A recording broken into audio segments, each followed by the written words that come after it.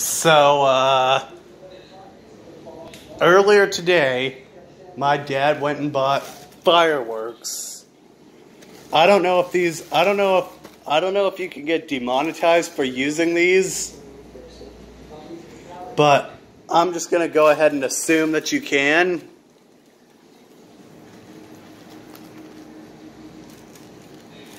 Yeah, I'm just not gonna screw with these yet. If I can get demonetized on YouTube for using fireworks while I'm filming, I would like one of you guys to come and tell me in the comments section if it'll get you demonetized.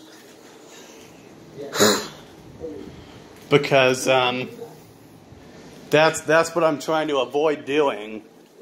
Because I love making content for you guys.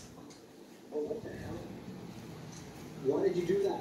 So, if you can get demonetized for using fireworks on camera, please let me know. I needed my coffee. Now, I'll see you later.